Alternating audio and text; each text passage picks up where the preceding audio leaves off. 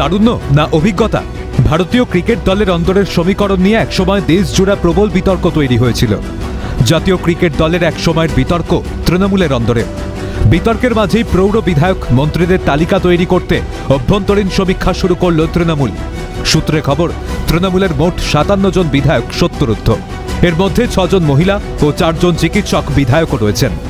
মমতা বন্দ্যোপাধ্যায়ের মন্ত্রিসভায় সত্যরুদ্ধ রয়েছেন 16 জন। ফলে তৃণমূলের অন্দরে বৃদ্ধতন্ত্র যে জাঁকিয়ে বসে তা আর বলার অপেক্ষা রাখে না। ওয়াকিবহাল মহল স্মরণ করিয়ে দিচ্ছে, রাজ্যের পূর্বতন শাসক দল সিপিএম এর অন্দরেও একসময় জাঁকিয়ে বসেছিল বৃদ্ধতন্ত্র। শীর্ষ নেতাদের বেশিরভাগেরই পক্ষকেশ। পরবর্তী সময় ক্ষমতাচ্যুতির পরেও বৃদ্ধতন্ত্র থেকে বেরিয়ে আসতে পারেনি সিপিএম। একের পর এক নির্বাচনের ধাক্কায় হাল ফিলে সিপিএম এর কিছু তরুণ মুখ উঠে এসেছে, কিন্তু সংগঠনের মুখ এখনো সেই বৃদ্ধরাই। এই অবস্থায় 26-এর নির্বাচনের আগে সত্যরুদ্ধদের সন্ধানে তৃণমূলের সমীক্ষা।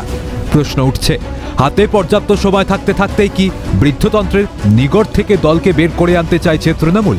26-এর নির্বাচনের পরপর না হলেও ধীরে ধীরে কি প্রবীণ মুখদের সরিয়ে তরুণদের অন্তর্ভুক্তির পথে হাঁটতে চাইছে রাজ্যের শাসক দল?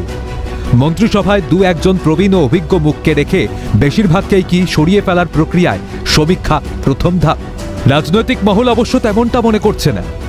দলকে তিনি কতটা সার্ভ করেছেন, সিপিএম এর ক্ষেত্রেও যেটা হয় সেই জায়গাটি কিন্তু তৃণমূলের ক্ষেত্রে নেই। এখানে মানুষের থেকে দলের আউটকামটা বেশি গুরুত্বপূর্ণ। ফলে যেহেতু এখানে মতাদর্শগত বিষয়টা নেই, ফলে সেখানে স্ট্যাটিস্টিক্যাল কাজটা অনেক কোয়ান্টিটেটিভলি করা যায়, অর্থাৎ সাবজেক্টিভ নয়, অনেক বেশি অবজেক্টিভ হওয়ার সুযোগ থাকে। আমার মনে হয় তৃণমূল কংগ্রেস সেই পথেই চলেছেন। তারুণ্য আর অভিজ্ঞতার মিশেলই ভারতীয় ক্রিকেটকে ব্যাপকভাবে ঋদ্ধ করে। টেস্ট, একদিনের ম্যাচ বা টি20 আন্তর্জাতিক ক্রিকেটে সেরার মর্যাদা এনে দেয়। তৈরি হয় টিম ইন্ডিয়া।